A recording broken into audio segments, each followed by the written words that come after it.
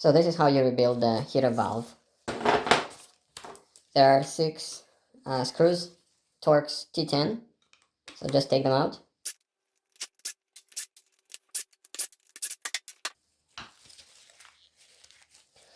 We can now take it apart, and sometimes it's just stuck together, so you gotta wedge something in between and you can pull it apart.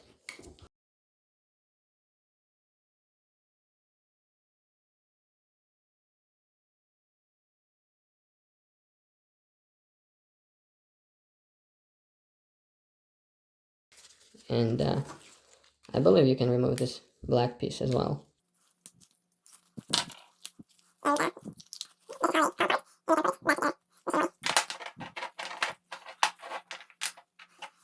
Now next, we gotta take off this plate.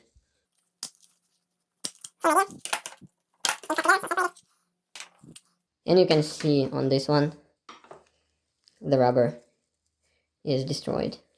It's all brittle and super soft, just falling apart. This one is fine, but I'm sure if I squeeze it, you see a little bit and it disintegrates. So this was pretty much done. Now to put the new rubber on, you will want to, you don't want to stretch it over. So this piece you can separate in two. So this is where you don't want to scratch them. So what I do, I just grab this piece, wrap it in paper towel. So this piece came apart, and nothing is broken here, and nothing is scratched. So then you can put the new rubber on, and then put it back together. So this is how it's gonna go in. Goes in through here. This rubber this is what's left over.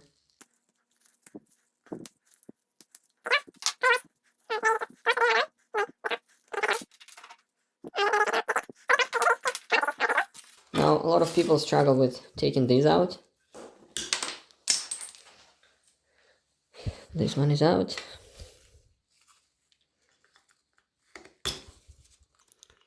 That's when it gets unstuck. This one is out. 2 more rubbers in there. Actually, this one was good, so it was going on like this.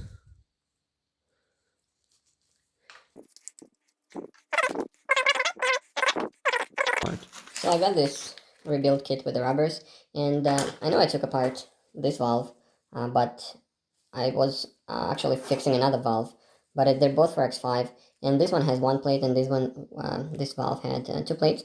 I think it doesn't change anything, it's still going to be the same, 1 plate or 2 plates. Everything is going to go back together.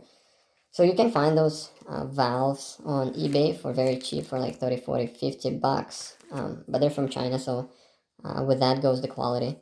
I found on the internet there's only one rebuild kit that kind of seems quality rebuild kit that I found online from Ukraine. So it took like 2 months to get here because of COVID and everything else, but I got the kit, so I can use it to fix it, to replace the rubbers. And I'm just going to take this one apart as well.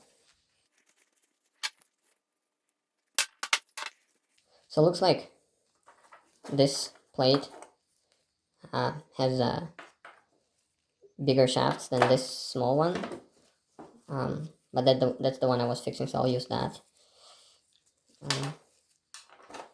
And let's see what's inside. So it says here, heater control valve repair kit for BMW, lists all the models. Looks like they're all very similar. So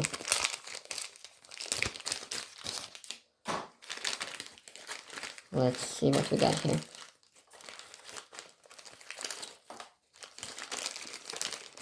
Yeah, I think the one I just took apart, it actually had smaller, it was a smaller valve because this one is bigger. So I think I took this one from a scrapyard just to show how to take it apart, because by that time I've already taken apart my original one from X5 2002 3 liter, and And I was looking for tutorials, and I didn't find a tutorial that kind of I was happy with, so I thought I'd make my own. That's why I got the extra one. So interesting. Well, these ones I guess go here, so I can take the old ones. And what I find interesting is, so this one's from this card, is that this valve I just took apart is really smaller than this one. Yet I took it from the same car, I think. So what I'm thinking is likely happened is this one is part of a Chinese rebuilt one, or not rebuilt but Chinese eBay heater control valve that people buy on eBay, and that's why it's smaller and probably uses inferior components.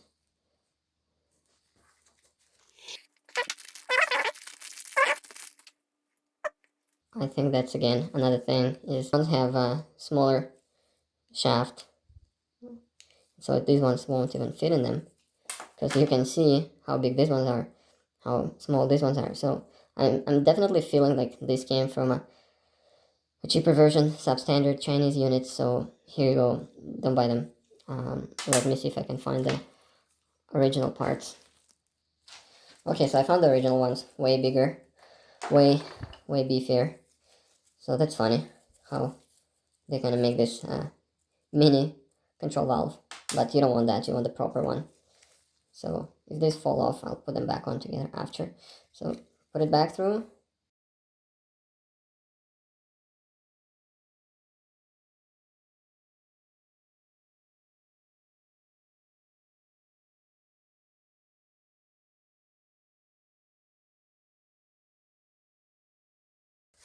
I'm gonna replace these two. I'm not sure what this one is for, but... Oh. And I've taken another control valve apart. I got an extra one from the scrapyard, and these ones are also smaller than this. It's the same as these ones, the one that I took apart originally, which I find weird, given that I took them from two different vehicles. But I'm pretty sure that this one came from my vehicle, from X5, and I guess both of them came from China. Probably somebody replaced them, but they're definitely smaller, so I can get rid of all that. Here's the original heater valve from my car that I've taken apart and was waiting for the replacement parts. So I'm gonna reinstall these. And again, funny how these ones are so much smaller. So I know that this one is the good one. And again, just to show you, it's gonna go this way, so wider side down. And I don't know what rubber this replacement is made of, but I asked the seller from Ukraine, and he said that it's some high quality rubber, which I think it's true. He had a lot of sales and good reviews. So this one only goes in one way, just align it, push it in, and that's it. And now take the other one out.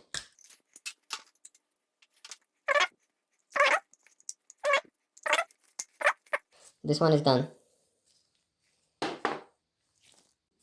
Alright, so let's finish putting it back together. So this piece is all restored now and rebuilt. Got the new O-rings here, new rubbers here. And it can only go down one way. You'll see there's two holes that align.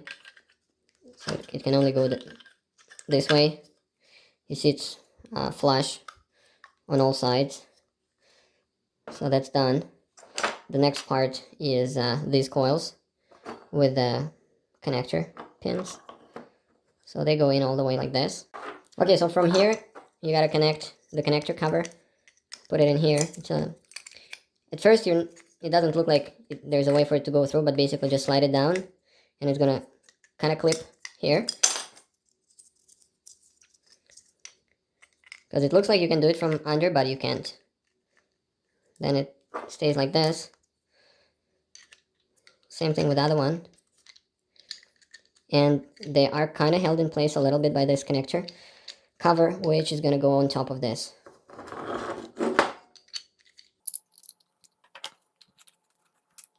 And just be careful to align. It can be a little bit tricky to align the 3 pins to go through the connector cover. And there you see them. They passed through. Okay. The whole piece is back together. Now all we gotta do is put all 6 screws back in. And that's gonna be it. And you can see there's a little guiding pin here and a guiding pin here to know which direction these ones go. So again, using the T10, and I'm not gonna screw it in all the way because I don't wanna strip it.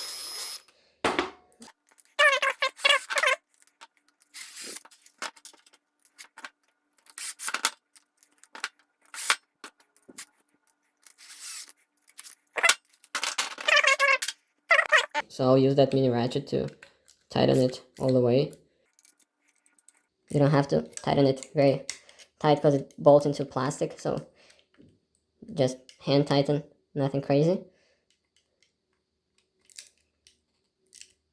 And that's it, the whole piece is back together. After finishing this job, I just realized that I didn't clean up the screws, so I did it here. They look way better, because they kind of looked powdery and dirty. Now they look a lot better, so now the whole thing looks nice and clean. And we can go ahead and reinstall it back in the car. And this is where we're gonna reinstall the heater control valve.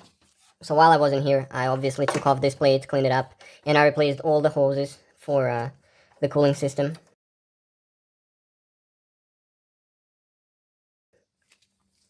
Since I actually ended up removing the intake manifold and doing all the hoses underneath, and these ones were also a good opportunity.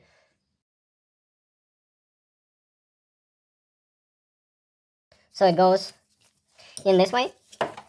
There's 2 rubber grommets that this clips on, and you probably know this because if you removed it, you'd know. 1, 2, here it goes.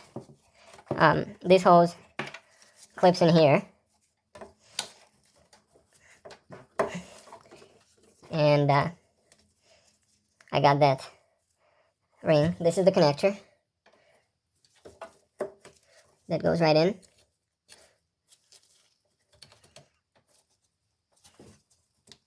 And you must have seen this little clip. It clipped in there, so it's nice and tight. And now we got 2 more hoses. There's one this one is coming from the, I don't know, let me see if you can see that. So the hose that goes to the top of the heater control valve, that's the most right hose. That's on the furthest side to the right. So this one is gonna go on the top, and the one that's on the bottom, that hose that's gonna go on the bottom. It comes from under the intake manifold, from behind and under, where it connects to a pipe, to a cooling pipe. Okay, so I got the clamps here, and when you use clamps, you gotta make sure you use the BMW clamps, because those are the best clamps.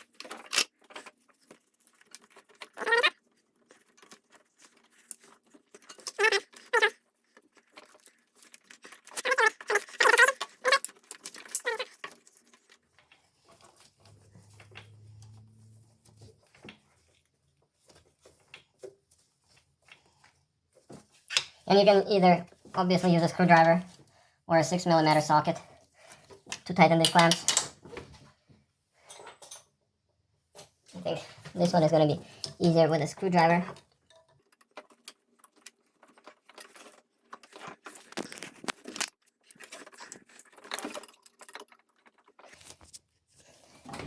You can see better.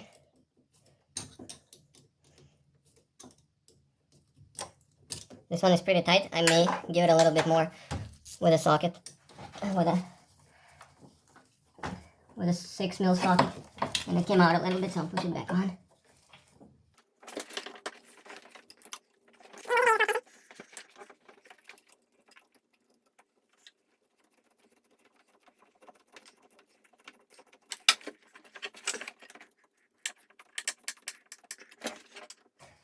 And now I can tell it's pretty tight in there. Yeah, so it's in there all the way. It's pretty tight. You don't need to over tighten it, but it's not going anywhere. Now the bottom one, let me see if I can get better lighting in there.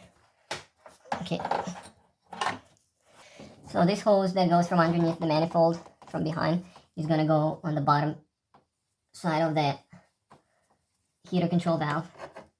And I'll just remove this one for now, because it's gonna be easier to install it that way, because it's not gonna be in the way.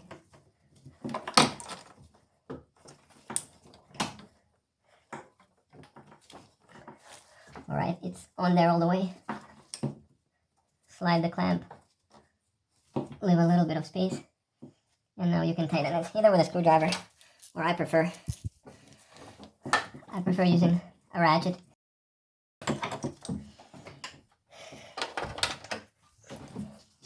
So here you can see there's no space in here. Here it's flush. So this is back on, and this tab right here goes into this rubber, and then we can put this hose on it as well. So now it becomes a little bit harder to maneuver with all the hoses connected.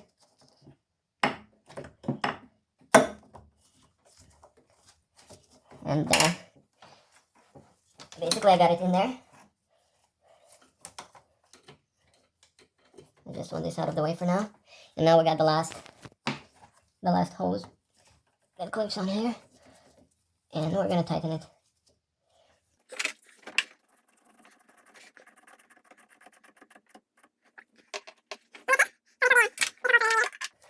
This connector will clip right here.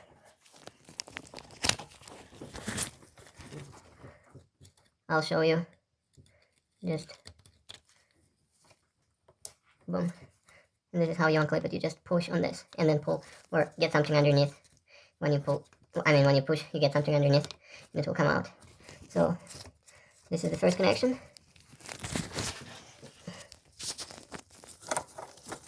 And this is where the other two hoses connect.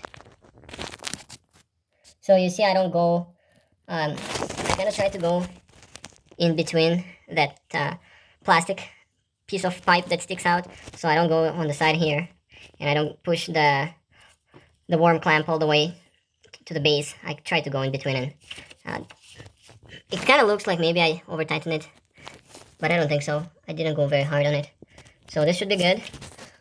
All the hoses replaced, and they weren't leaking or anything, but since I took everything apart, that's what I wanted to do, and I decided to clean up the engine bay as well, so I cleaned up all those hoses. So the heater control valve is back in place.